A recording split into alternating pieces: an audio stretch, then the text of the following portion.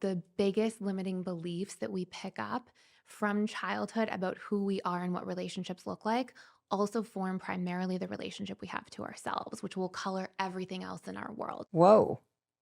When does this start in childhood exactly? Like, what age are you talking about? It gets conditioned into us actually between the ages of 0 to 2 years old. But because of That early? that early, yes. 0 to 2. 0 to 2. So the stuff that goes down before you even remember Yes. 0 to 2 is what's stored in your subconscious Yes. and is what drives you as an adult unless Yes. you do the work to change it? Exactly. Are you kidding me? Yes. So, like, as an example, if somebody grows up in a household where they have a really critical parent, and maybe that parent has the best intentions, they want to prepare their child for the world, it's really easy for a child because a child personalizes everything, right? They can't say, oh, my parent is communicating in a suboptimal way. So, instead, what happens is the child goes, oh, this is about me. I must not be good enough, or I must not be worthy, or I must be bad. And so, what happens is the meaning we give to things when we perceive our environment and our experiences programs our subconscious mind through repetition plus emotion. So, anything we're repeatedly exposed to that creates an emotional response basically fires and wires neural pathways. And so, then what will happen is we form these deep beliefs about who we are in relationships. But unfortunately, these same beliefs associated with our different attachment styles will also be what we believe about ourselves in the workplace, in our friendships, in terms of how we operate financially. It can really spread into multiple areas of life. And a lot of the roots of these things actually exist from like how we attach and what we experience in our environment as young children. Wow. I love that you just put this thing that every one of us struggles with. Every single day I wake up and I'm like, okay, today I'm not going to be bitchy to anybody. Today I am not going to, I'm going to exercise. Tonight I'm not going to pour myself a glass of wine. I have all of these conscious intentions, but then things happen throughout the day and I find myself dropping into the same behavior. And it is incredibly frustrating.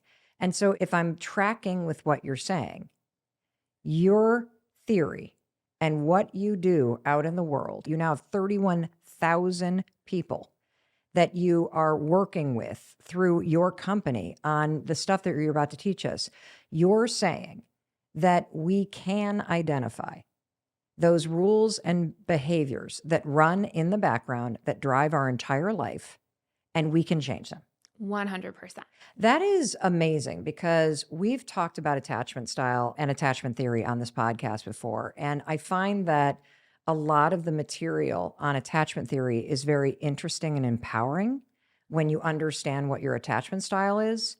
But I've always felt when I learn about my attachment style, it's sort of like, okay, that's your attachment style. But I've never felt like there's a way to change it. Absolutely. And you can change it. Yes. So we actually created a whole body of work called integrated attachment theory. And the whole purpose of it is not to just discover your attachment style and really see who you are and what your patterns are, but then to be able to use that, because just knowing something doesn't give you a whole lot of context until you're able to say, okay, here's what I don't like about this. And here's how Right. I can recondition what's not working for me. And if you're not born with something like an attachment style, if it gets conditioned into you over time, we're just reconditioning to move into a space that works better for us. And so it's quite simple to do. There's a lot of different tools I'm sure we'll get into and talk about, but that is the whole purpose of this work. Wow. Okay. So let's just start with the basics. How many attachment styles are they and what are they? Okay, so there's four major attachment styles. We'll talk a little bit about how they come about as well. So the first one is the securely attached child growing into the securely attached adult. And the secure attachment individuals in their childhood, they get a lot of approach-oriented behavior. So if they Wait, approach oriented? Yes. What does I'll that mean? explain this. Yeah. Okay. So essentially, if they cry as a child, their parents will come towards them, try to figure out what's going on and what's wrong, and try to meet their needs. And so the repetition and emotion, the conditioning or programming to the subconscious at this age is, okay, if I express my emotions, I get my needs met. It's safe to express my needs. It's safe to rely on other people. And I get loved when I'm in hard times. So I'm worthy of connection and I'm worthy of love just for who I am, not for what I do. And so this person as an adult grows up to have much easier experiences around relationships, of course, and they trust and they rely and they communicate and they feel safe expressing their emotions and feeling their emotions. And so statistically, they have the biggest success rate in relationships by far and away.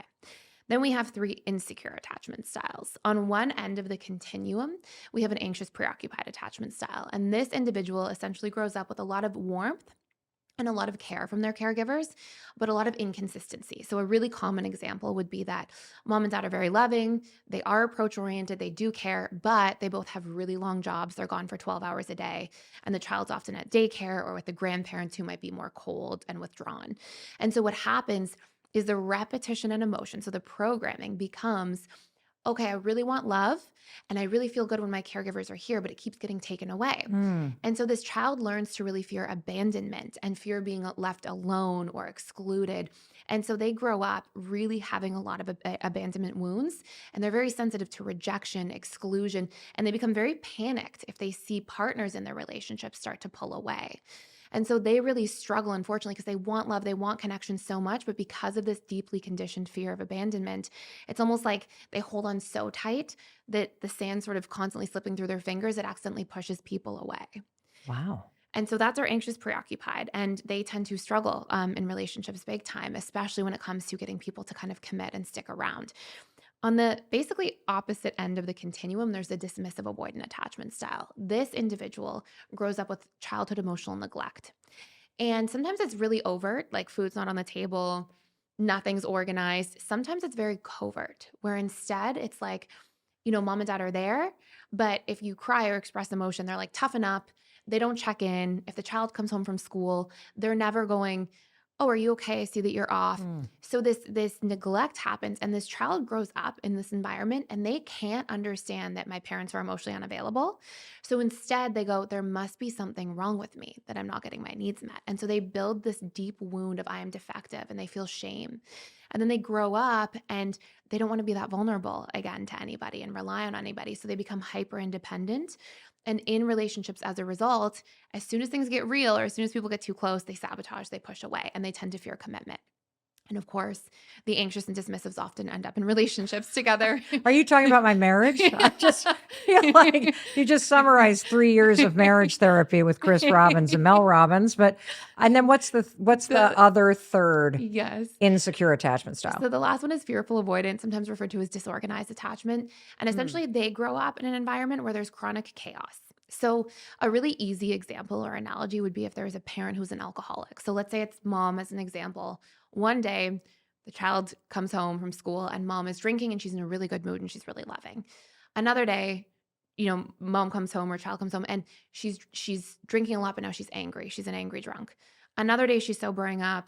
She's in a good mood. She feels guilty. Another day she's sobering up. She's going through withdrawal. She's in chaos, right? So it's like you never know what you're going to get. It can be a bad divorce, parents fighting all the time, having a parent with narcissistic personality disorder, all these sorts of things where there's chaos and fighting and you never know what you're going to get. So this child grows up having some positive experiences with love, but some terrifying experiences with love. And so they feel conflicted. This is what I was. And so, what the person will experience is this feeling of like, I want closeness. And then people get close and they're like, get back. And so they'll really be in this push pull pattern. But more than anything, they struggle to trust. They feel like they can't rely on people. They can't really connect. They don't want to open up too much, similar to the dismissive avoidant, but they also have the anxious side. And so they become, as adults, the hot and cold partner in relationships who's Hmm. constantly going back and forth. But again, these patterns get conditioned into us. So the things we don't like or don't serve us, we can absolutely recondition to become secure and have thriving relationships. You know what I love about listening to you is that I find it personally reassuring that anyone can become more secure. And before we discuss the specifics of each of the 4 attachment styles and how we can use this entire framework to heal yourself and create better relationships, I really want to back up for just a second. I keep hearing you use the word subconscious, and it's a word that can be confusing to a lot of us. It's confusing to me, for example. So, can you tell me and everyone listening what exactly is your subconscious mind? So your conscious mind, if you were looking at your mind from sort of the top down as an analogy, you have your conscious mind, which is like the tip of the iceberg floating above the surface. Your subconscious mind is what is just out of your conscious mind's awareness. And you can imagine it's sort of the part of the iceberg that's just beneath the water level. We actually then have the unconscious mind, which is like the very bottom of the iceberg. But our unconscious mind, it's very difficult to retrieve information from. So I put a lot of focus on the subconscious mind, because your subconscious mind, you can actually, it's this warehouse of information, but you can actually dig into it and be like, oh, how did I feel 15 minutes ago when that happened? And you can retrieve information even though it's out of your peripheral awareness. So, in summary, your subconscious mind is essentially the part of your mind that stores all information, and it's just out of your conscious mind's awareness, but it is retrievable. Okay. So, I think that one of the most important things to recognize is that we have a subconscious mind that's really running the show. And our subconscious mind gets all these patterns and ideas about what love looks like. And then we take those with us, and that forms the lens we basically see and interact with the world through. So if we grow up in an environment where we learn that we don't communicate about things, or we learn, okay, we should just expect people to know what we need, or we learn to violate our own boundaries and people please. If we learn these patterns at a subconscious level, your attachment style is the subconscious set of rules you have for what love and closeness and relationships are supposed to look like. And for some people, that works in their favor. And for some people, unfortunately, if they didn't learn healthy patterns, it's really working against them. And it can make relationships feel very difficult, very hard, and very confusing. I walked into this conversation thinking that my attachment style was one thing, and it turns out it's something completely different.